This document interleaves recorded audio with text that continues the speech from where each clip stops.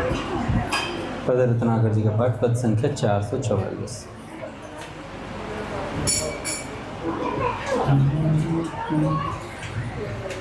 बरजे मैं काहू के न रहूं, बरजे मैं काहू के न रहूं, बरजे मैं काहू के न रहूं, बरजे मैं काहू के न रहूं। जाते सुखी होए जीवन धन, जाते सुखी होए जीवन धन, सोई पंथ गहूँ। जाते सुखी होए जीवन धन, सोई पंथ गहूँ। बरजे मैं काहू के न रहूं, बरजे मैं काहू के न रहूं। कीरति जस सब नसे अबहि मैं, घोर कलंक लहूं। कीरति जस सब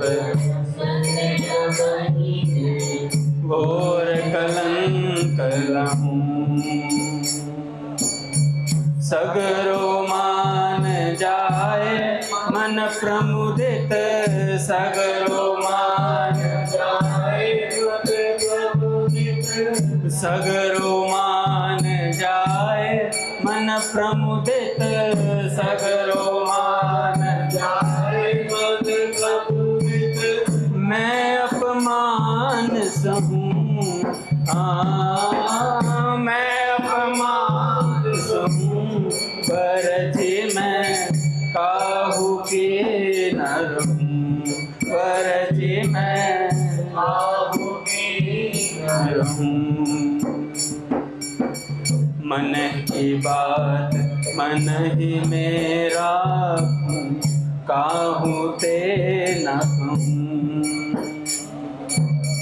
मन की बात मन ही में राखूं, काहू ते न कहूं।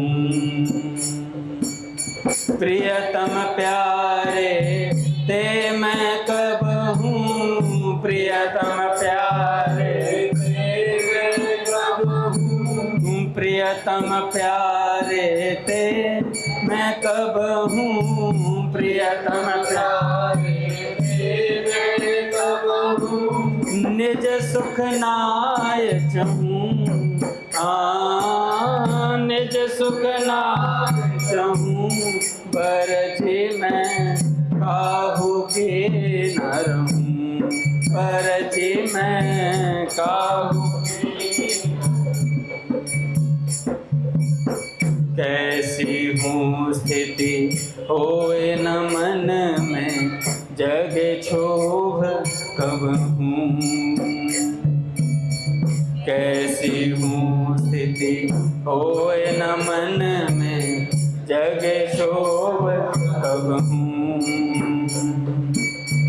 एकमात्र प्यारे के बल में, एक प्यारे के बल में, एकमात्र प्यारे के बल में, एकमात्र प्यारे के बल में। निबहि बहुरे निबहूं, निबहि बहुरे निबहूं, बरजे मैं काहू के न रहूं, बरजे मैं काहू के न रहूं। रघुनाथ जी। कैसी हूँ स्थिति होए न मन में, जग शोभ कब हूँ। कैसी हूँ स्थिति होए न मन में, जग शोभ कब हूँ। एकमात्र प्यारे के बल में,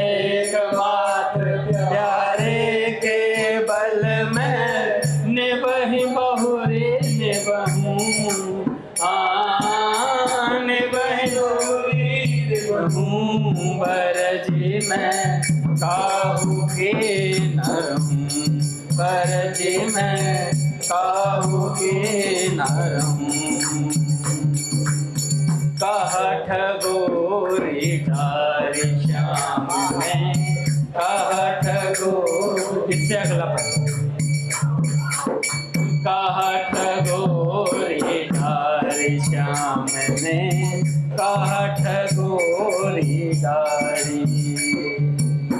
बिसरे धर्म कर्म कुल परिजन बिसरे धर्म कर्म कुल परिजन लोक लाज गई सारे हाँ लोक लाज गई सारे कहठ गोरी ढारी श्याम में कहठ गोरी ढारी कहठ गोरी ढारी श्याम ने कहठ गोरी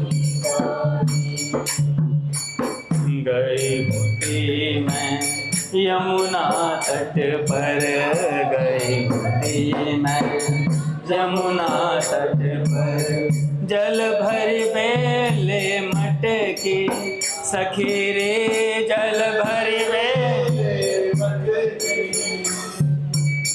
देखत श्याम कमल दल लोचन देखत श्याम कमल दल लोचन दृष्टि तुरत ही अटकी सखी रे दृष्टि तुरत ही अटकी सखी रे कहठ गोरी ढारी गुरु जी कहठ गोरी ढारी कहठ गोरी ढारी गुरु जी कहठ गोरी ढारी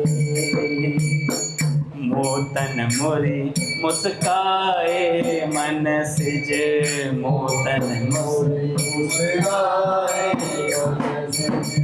मोहन नंद किशोर गुरु जी मोहन नंद किशोर गुरु जी तेहि छिन चोर लियो मन बर बस तेहि छिन चोर लियो मन बर बस परम चतुर चित चोर गुरु जी परम चतुर चित चोर गुरु जी कहठ गोरी ढारी श्याम में कहठ गोरी ढारी कहठ गोरी ढारी श्याम में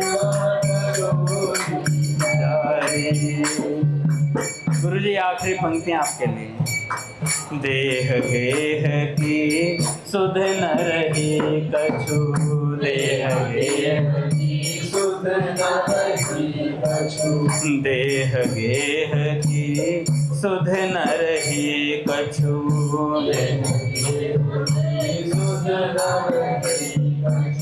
खान न पान सुहाए गुरु जी खान न पान सुहाए गुरु जी एक मधुर छवि रसिक श्याम की एक मधुर छवि रसिक श्याम की रही हृदय में छाए सखी रे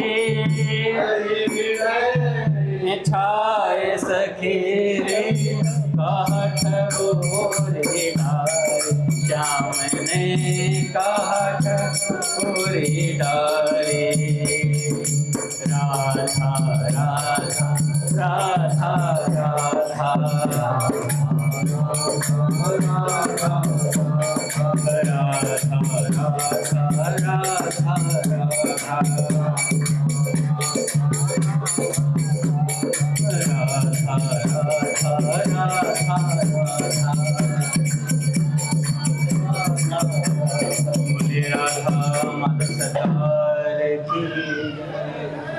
बोलिए श्री भाई जी महाराज की जय, पूज्य श्री राधा बाबा की जय। जय मैया की जय, अपने प्यारे भैया की जय, जय दादा की जय, भक्तवत्सल भगवान की जय। हरि बोल। बड़े सौभाग्य का क्षण है कि आज भी हमें सत्संग और कीर्तन का परम लाभ प्राप्त हो रहा है। पहले सेठ जी कुछ वाक्य सुनते हैं,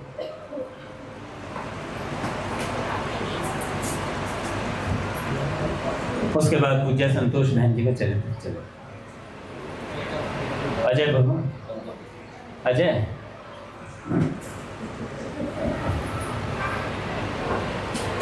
हमारे अजय प्रभु बहुत सुंदर गाने लगे हैं, पर वो सीधा कॉन्सर्ट्स वगैरह में गाते हैं।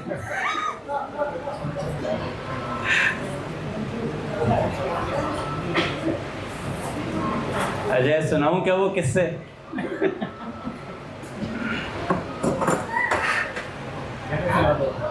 चलो पहले सेठ जी कुछ वाक्य सुनते हैं, उसके बाद कुछ भक्त चर्चा, पूज्य संतोष बहन जी का चरित्र, थोड़ा मिक्स वेज बनाएंगे आज। कल हम सुन रहे थे पूज्य सेठ जी की बात। एक तरफ हाथी आता हो, एक तरफ कुसंगी आता हो, तो हाथी के नीचे दब के मर जाना अच्छा है, पर कुसंगी का संग नहीं करना चाहिए। हाथी के नीचे दबकर तो एक बार ही मरेगा, पर कुसंगी का संग करने से बार बार जन्मेगा और मरेगा। जैसा संग करोगे वैसा रंग चढ़ जाएगा, इसलिए कुसंग नहीं करना चाहिए। आजकल कुसंग के लिए बाहर के व्यक्तियों की आवश्यकता नहीं है। आजकल कुसंग के लिए हमारे पास एक बहुत बड़ा यंत्र है जिसे हम मोबाइल कहते हैं, वो बहुत बड़ा कुसंगी है और हम निरंतर उसके संग में रहते हैं। कुछ मजबूरी है और कुछ आदत पड़ गई है, तो हमें कुसंग बाहर से नहीं लाना पड़ता, हमारी जेब में कुसंग घूम रहा है। आज से ही साधन तेज करके आदत बदल देनी चाहिए, जल्दी ही लाभ उठाना चाहिए। कुसंग कई तरीके का होता है। मान लो सीताराम जी में से बात कर रहे हैं, संसारी बात छेड़ दी इन्होंने, कुसंग हो गया। हम आए थे हरि भजन को, ओटन लगे, कपास वाली बात हो जाती है कि हम भक्त होकर भी भगवत चर्चा नहीं कर पा रहे हैं आपस में। और फिर स्त्री संग तो बिल्कुल नहीं करना चाहिए। आपसे कोई ये भी कहे, हमारी पूज्य प्राची दीदी की कही हुई बात है, पूज्य भैया ने बताई थी, साधक पुरुष को साधक स्त्री ही उसका पतन कराएगी, और इसका वाइस वर्सा भी ट्रू है। कोई कहेगा ना कि हमसे कि भाई हमें थोड़ा सत्संग दे दो, माता जी आप सत्संग माताओं के साथ ही करो। ऐसे ही माताओं से कोई करे, कोई प्रभु जी कहे कि माता जी हमें सत्संग ला कर दे दो, कहे भैया प्रभु अंगद जी से बात कर लेना, मैं दे दूंगा सत्संग बहुत सारा। तो भैया कुसंग कई प्रकार का होता है, तो हमें बिल्कुल बचना है। कैसे बचना है? एक बार मैं कृष्ण प्रिय कई बार बता दूं, जो भैया ने बहुत पहले सुनाए थे। एक सज्जन थे, बहुत सुंदर गाते थे, बलपान जी इतना सुंदर गाते थे, और रोज आकर के भजनों की झड़ी, राधा जो मुंह पे आज धरो, और क्या नाम बिहारी जो दर्शन दो, और नेत्रों से आंसू बहा करते थे। राधा रमन जी, गुरु जी आप सुन रहे ना, आपके भाव पक्ष की बात नहीं है, तो मैं तो थोड़ा सा हंसी मजाक के लिए कह रहा हूँ, लेकिन सावधानी की बात है। सावधानी बहुत आवश्यक है। संत कहा करते हैं कि वैराग्य की दीवार पर ही प्रेम का महल खड़ा हुआ करता है। भीतर वैराग्य नहीं होगा तो फिर वो प्रेम महल नहीं बन पाएगा। हम क्या करते हैं, पहले ही प्रेम महल बना देते हैं, उसमें कोई और रहता है, फिर आकर भगवान नहीं रहते उसमें, भगवान नहीं रहते भैया। हमारी आसक्ति का केंद्र, आज एक संत कह रहे थे कि भैया नाम जप करते हुए भी भगवान से प्रेम नहीं हो रहा है, भगवत दर्शन की उत्कंठा नहीं बढ़ रही है, इसका मतलब नाम जप करते हुए हम कुसंग कर रहे हैं। हमारी आसक्ति कहीं और है, हमारा लक्ष्य कोई और है। इसलिए हमें नाम जप का लाभ नहीं मिल, नहीं तो इतने दिन नाम जप करने के बाद और साधक की स्थिति ना बदले, ऐसा हो ही नहीं सकता। संतों की कही हुई बात बता रहा हूं भैया, ऐसा होता ही नहीं। हम संतों को भी अपनी कामना की पूर्ति का साधन बना लेते हैं। हमारे मन में कोई काम नहीं, अरे गुरु जी कुछ ऐसा कर दो मेरी बात बन जाए। अरे काम, क्रोध, मद, लोभ, ये 4 चीजें तो परेशान करे। कल हमारे चैतन्य प्रभु सुना रहे थे, बड़ा सुंदर इन्होंने प्रसंग सुनाया। अपने गुरुदेव नारद जी महाराज कामदेव जी को जीत लिया। कामदेव जी आए थे नृत्य करने के लिए, और नृत्य करते हुए उन्होंने, भगवान शंकर ने तो भस्म कर दिया था क्रोध में आकर। नारद जी महाराज ने कहा कि बेटा कोई बात नहीं, गलती हो जाती, क्षमा कर दिया, क्षमा का दान दिया। अच्छा, अब गुरु जी के मन में बात आ गई। बात क्या आ गई? वो हमें सिखाने के लिए आ गए। नहीं तो वे भगवान के मन है, इनके मन में कोई बात बिना भगवान के आ नहीं सकती। तो तत्काल गुरु जी ने कहा कि अच्छा, और मैं तो भगवान शंकर से ऊपर निकल गया, भगवान शंकर ने तो भस्म कर दिया था, मैंने तो इसे क्षमा दान दिया। इसका मतलब मैंने काम को जीत लिया, क्रोध को भी काम को भी। पहले तो मदन था ना, वो नाच रहा था, लुभाने का प्रयास कर रहा था, फिर क्रोध का दमन। फिर गए गुरु जी शंकर भगवान के पास, ब्रह्मा जी के पास गए। शंकर भगवान के पास जब गए तो भगवान शंकर ने कह दिया कि नारद जी बहुत बढ़िया स्थिति है आपकी, बहुत उच्च कोटि, क्या मजा आ गया सुनकर के। पर एक बात बोलूं, ये बात ना श्री हरि के सामने मत करना, ये बात श्री हरि के सामने बिल्कुल मत कहना। मैं आपसे प्रार्थना करता हूँ। अब इतनी, जब उन्होंने प्रार्थना शब्द लगा दिया तो नारद जी महाराज ने कहा अच्छा, जेलस फील कर रहे हैं मेरी तपस्या, मेरे प्रभाव से। अब जा करके भगवान से वही चर्चा शुरू कर दी। पता है ठाकुर जी आज क्या हुआ, ऐसे ऐसे कामदेव आया था, मतलब बखान जो भीतर से होता है वो करना शुरू कर दिया। भगवान ने कहा गए। फिर चैतन्य ने सुनाया था भैया भगवान कोई मोहनी रूप बना करके अपना भगवान पहुंचे। नारद जी महाराज विवाह के लिए तैयार थे और भगवान से स्वरूप मांग लिया। एक चौपाई कही थी बहुत बढ़िया। क्या कहा था नारद जी महाराज ने? स्वरूप मांगा था, जे ही विधि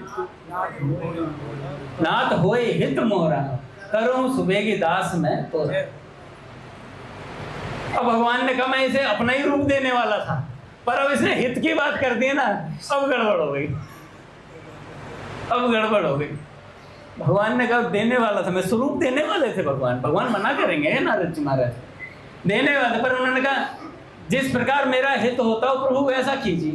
भगवान ने कहा हित तो तेरा इसमें तो नहीं है, अब दूसरी बात में अब हित लो तुम। तो भगवान ने हरिमुख बना दिया, मतलब बंदर जैसा चेहरा बना दिया, और जाकर गुरुदेव वहां पहुंचे। और महाराज वो जो विश्व मोहिनी थी, उन्होंने तो ठाकुर जी राजा के रूप में भी आए हुए थे, तो ठाकुर जी गले में वरमाला डाल दी।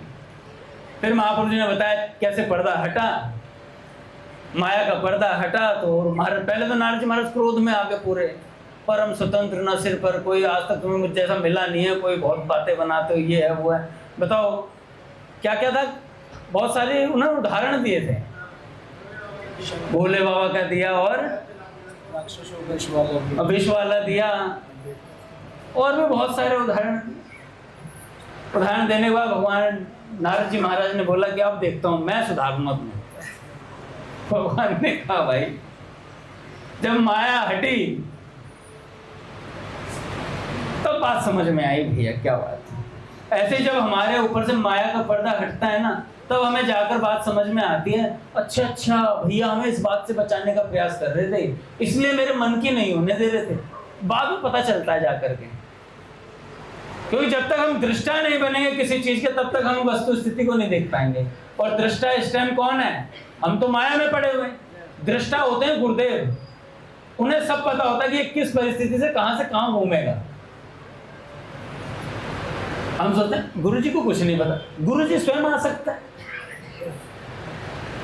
गुरु जी की आसक्ति हुई होगी पीयूष में, हमेशा पीयूष के बारे में सोचते रहते हैं। अरे गुरुजी का खेल समझ नहीं पाओगे भाई।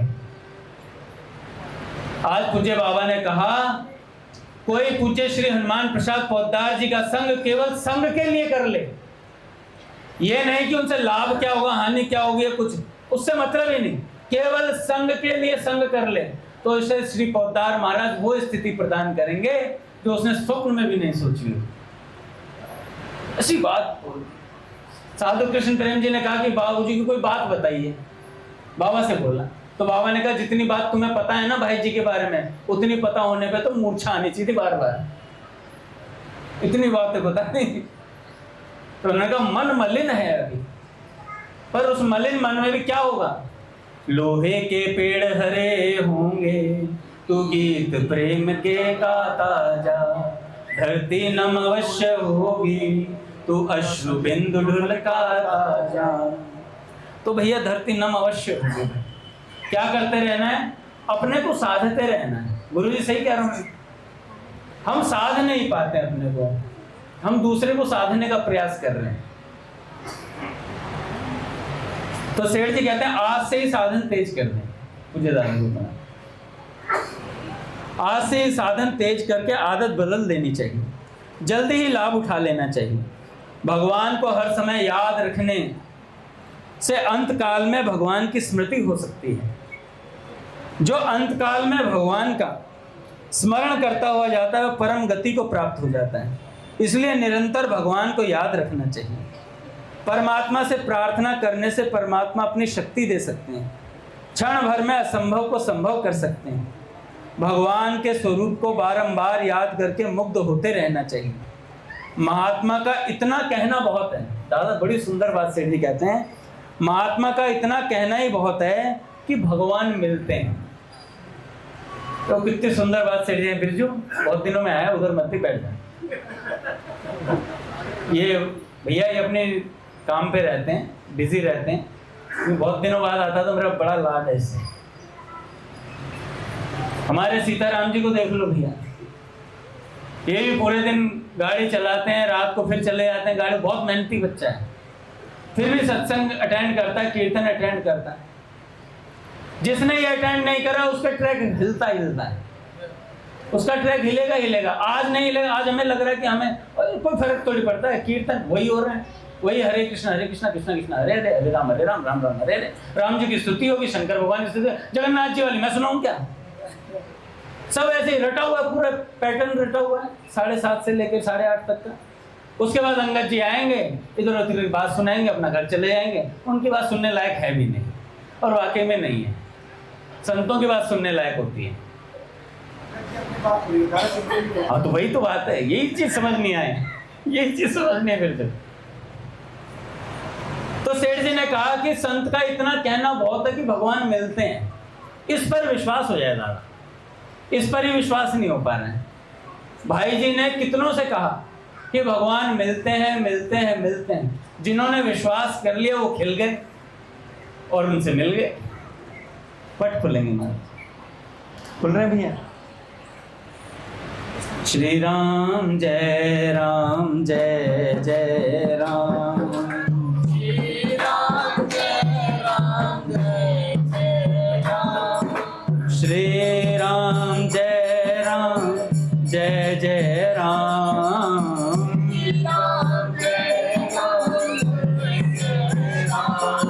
श्री राम जय राम जय जय राम,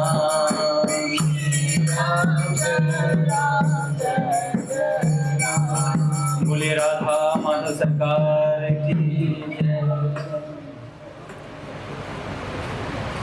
तो महात्मा का इतना कहना बहुत है कि भगवान मिलते हैं।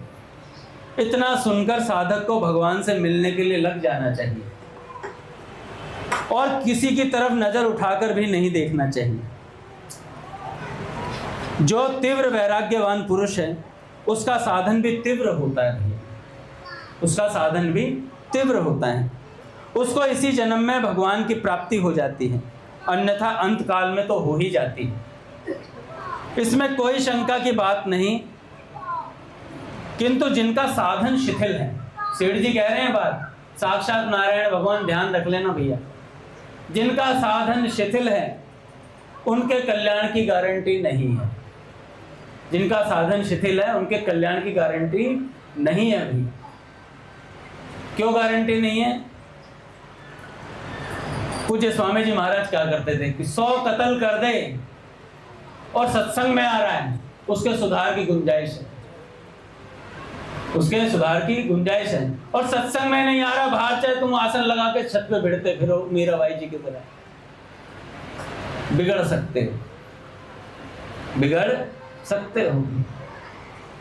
तो इसलिए निरंतरता अति आवश्यक है। निरंतरता, भगवान ने कहा अनन्य चेता सततम यो माम स्मृति नित्य से, जो सतत मेरा स्मरण करता है उसके लिए पार्थ मैं क्या हूं? सुलभ हूं। तस्या अहम सुलभ पार्थ नित्य युक्त से योगी, मैं उसके लिए सुलभ हो जाता हूं। इतने से काम बन जाता है। तो भैया अपने को तो क्या करना है? तुलसी हरि की भक्ति में ये पांचों न सुहात, विषय भोग निद्रा हसी जगत प्रीति बहु बात। ये सब बात छोड़कर भगवान की भक्ति करनी चाहिए भैया। भगवान की भक्ति तथा ज्ञान से ये दोष अपने आप मिट जाएंगे। आज पूज्य प्रेमानंद जी महाराज से किसी ने कहा, इधर इधर हो जाएंगे थोड़े माताएं इधर उधर। आज पूज्य महाराज जी से किसी ने कहा कि महाराज जी आपको हम कैसे पहचाने, महाराज जी आप क्या हैं ये हम कैसे पहचाने? तो पूज्य प्रेमानंद जी महाराज जी हंसने लगे, कह रहे हमें जानोगे, हमें जान जाओगे, हमें वही जान सकता है जो भजन की पूंजी इकट्ठा कर रहा है, जो भजन कर रहा है। पूज्य बाबा ने भी आज यही बात कही, पूज्य भाई जी का स्वरूप जानना चाहते हो तो भजन करना पड़ेगा भाई।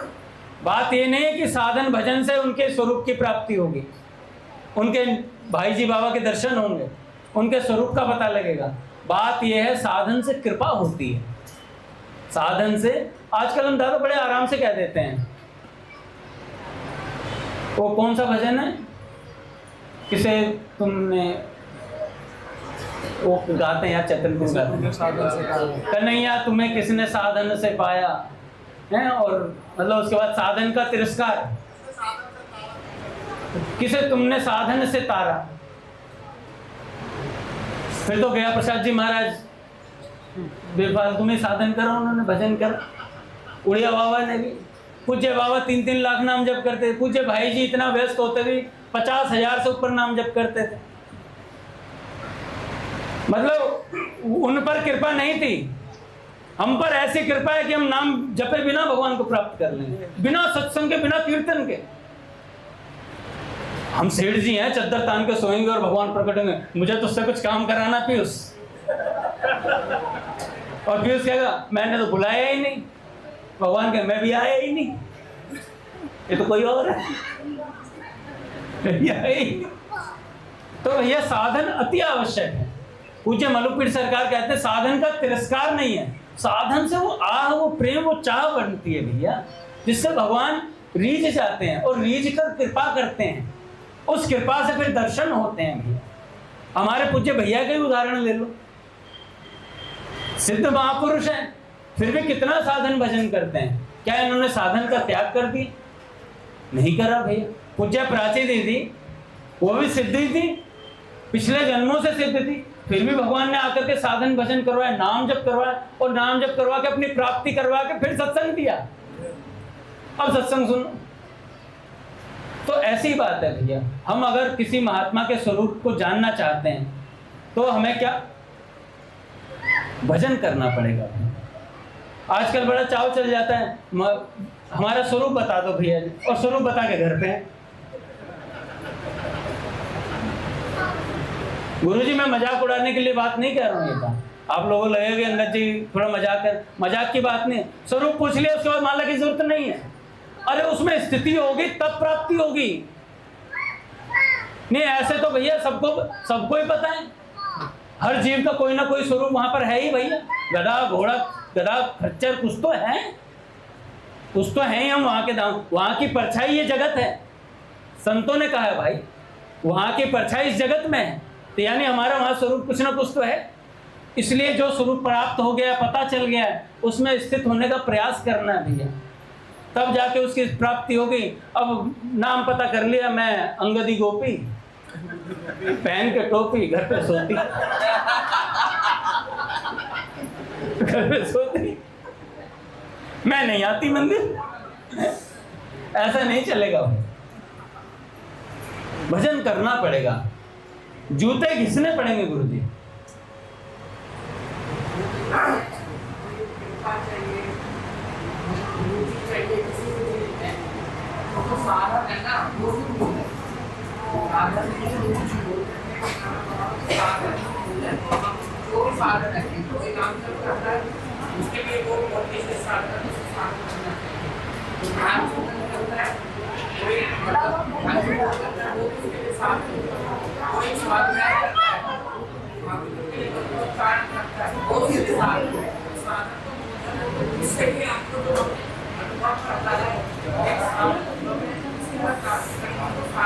हाँ, हमारे गुरुजी कह रहे हैं कि भैया किसी भी चीज की प्राप्ति के लिए, ठाकुर जी की प्राप्ति के लिए साधन मूल है।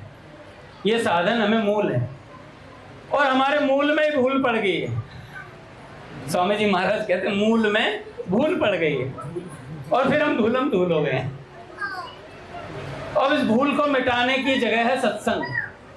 आपको याद दिलाया जाएगा कि भैया आप भगवान के हैं, और कहिए मैं भगवान का हूं, हे नाथ मैं आपको भूलूं नहीं, मैं आपका हूं। एक बार सरल हृदय से हो,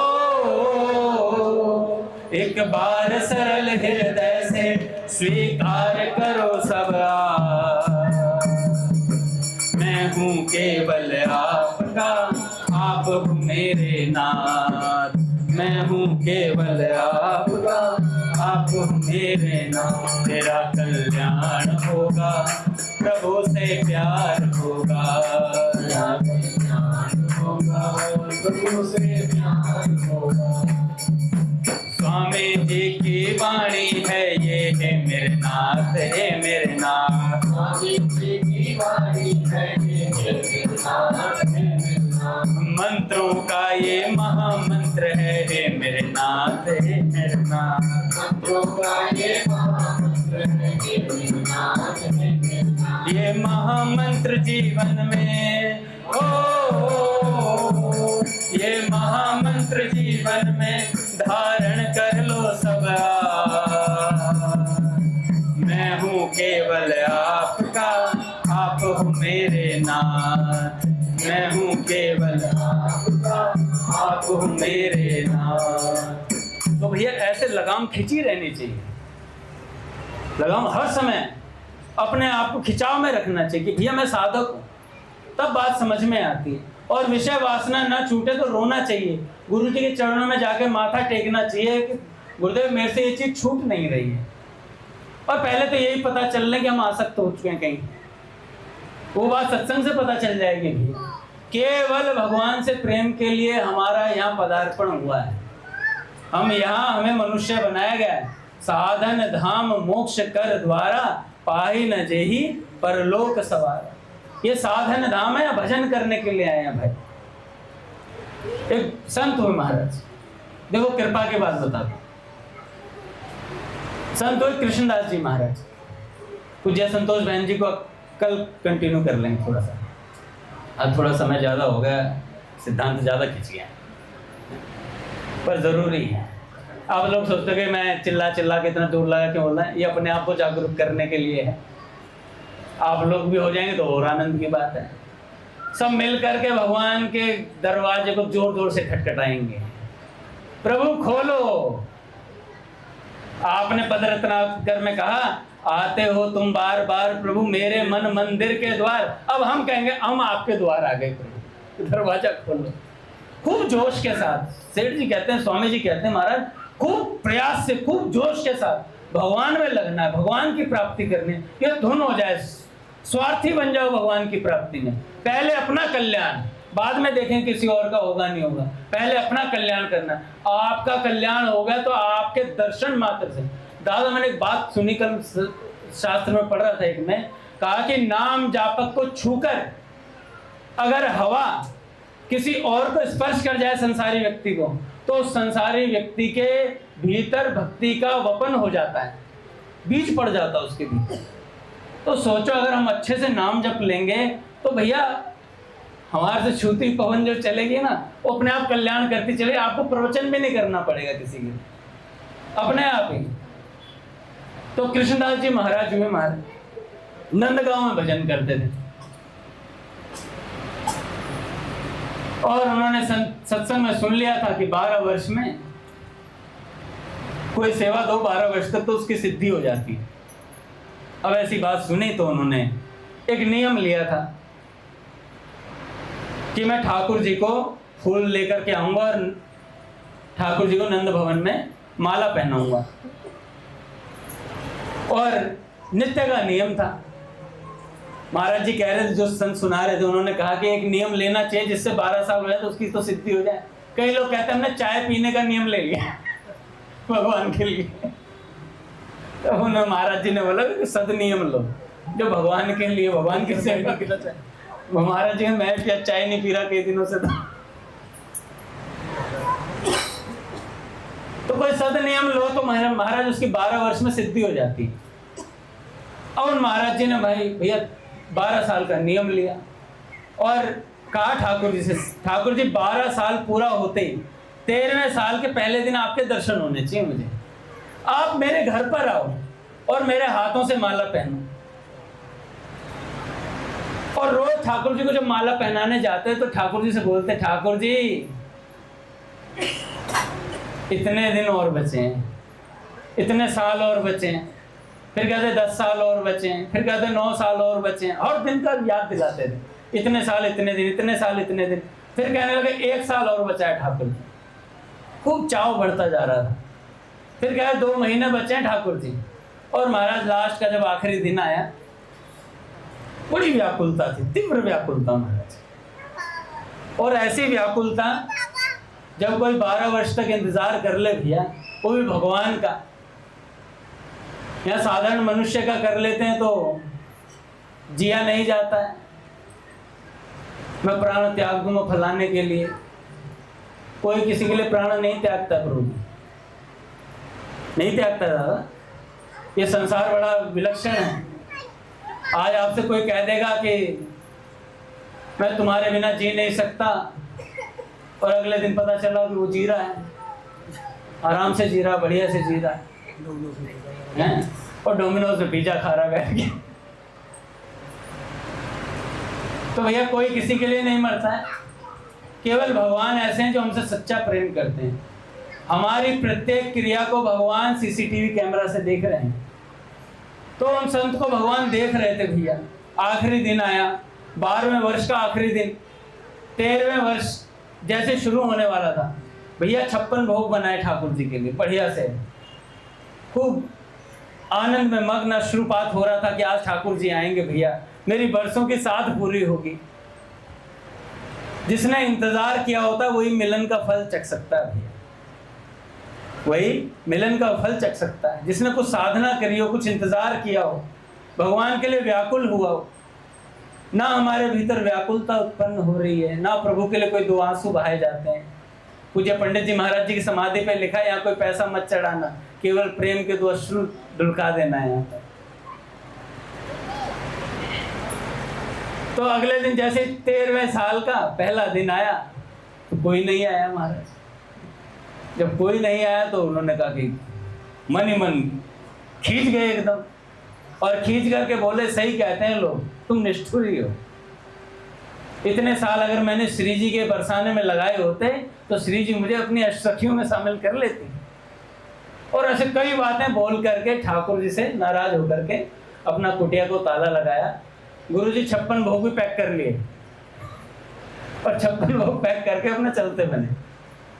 चलने लगे तो महाराज देखा, नंदगांव से बरसाने के बीच में एक खेत की उससे जा रहे थे रास्ते से, तो देखा तो हजारों गायें महाराज, और उनके मध्य से महाराज एक ग्वारिया निकल के आया।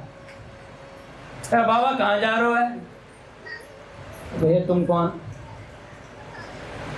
अरे बाबा हम ग्वारिया हैं, अरे वो तो दिख रहा है तू ग्वारिया है। अरे बाबा भूख बहुत लगी यार, तो खुशबू सी आ रही है तेरे झोले में से। अरे है तो भाई खाने की चीज, चल यार खा ही लेते हैं। बैठ गए महाराज, बैठ गए तो अब उन्होंने निकाला मालपुआ ब्रेड पकौड़ा वगैरह जो जो उन्होंने बनाए थे, और निकाला और उन्हें हाथ में पकड़ाने लगे। तो ग्वारिया ने कहा कि बाबा देख हमारे हाथ तो गोबर के हैरा के, तो अब तू हमें अपने हाथन से ही खिलाए थे। मैंने कहा यार 12 साल तो नंद बाबा के छोरे ने तपस्या करवा दी, अब तो अपनी गायों के लेके यहाँ आ गया, भूखा मरा, अपने मेरे हाथ से तू खाएगा हैं? खा ले। मैंने बाबा खिला दे यार। बाबा को दया आ गई, बाबा ने खिला दी। और बाबा ने कहा ठीक है हम चलते हैं। तो उन्होंने ग्वारिया ने कहा कि बाबा आज माला नहीं पहनाए हो।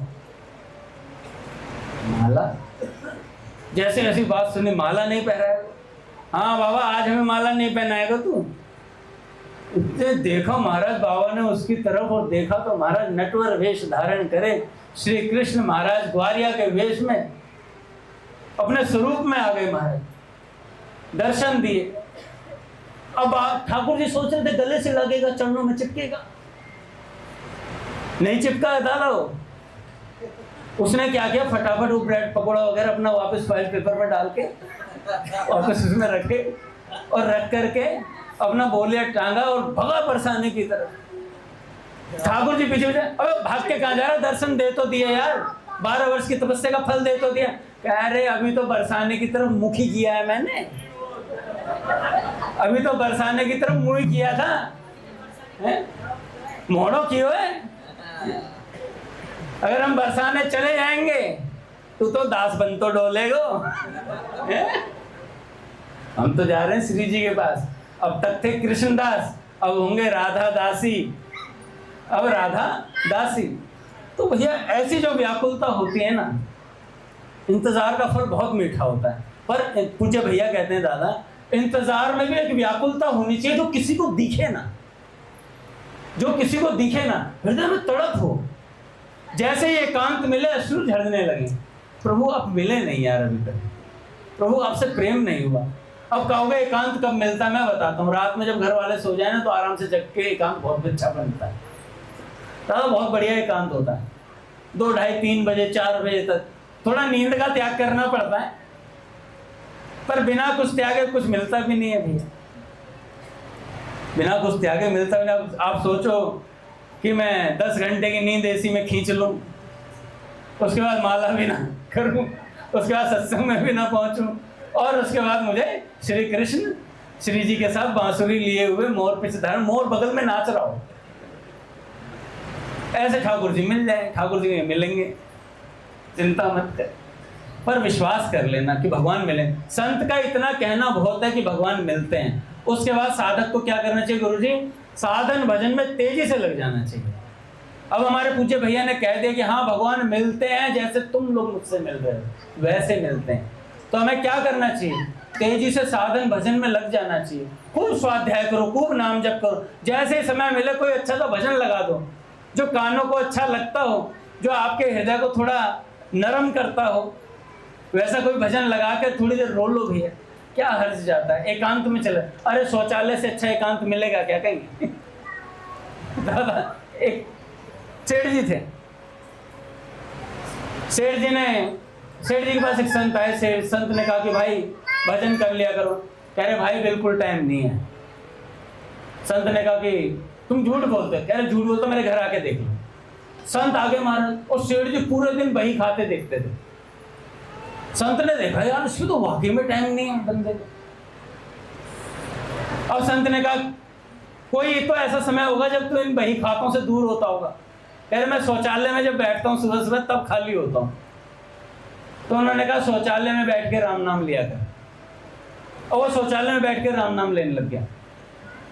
2-4 दिन मन नहीं लगा, लेकिन फिर संत की आज्ञा थी, संत के कहने से मान लिया तो महाराज वो लग गया राम नाम। अब धीरे धीरे मन लगने लगा तो और अच्छे से राम नाम जपने लगा। अब इतनी अच्छी त्वरा से नाम जप करने लगा कि एक दिन हनुमान जी ऊपर से जा रहे थे। वो सिग्नल कैच कर गया राम नाम का।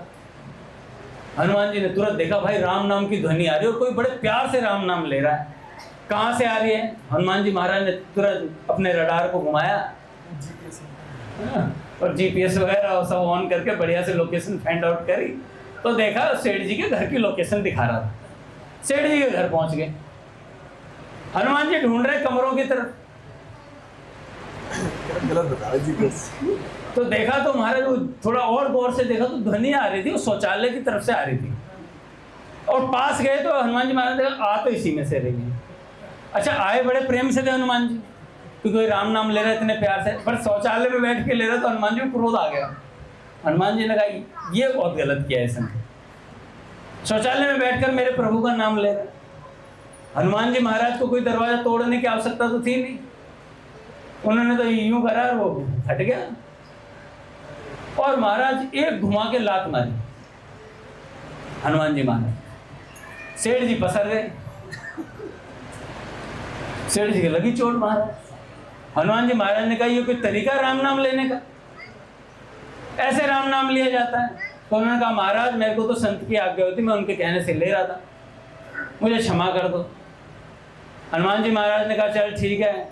अच्छा, कोई हनुमान जी महाराज अगर सच में पूरी शक्ति से लात मार देते तो राम जी के पास होता, तो राम जी के चरणों में पहुंच गया होता।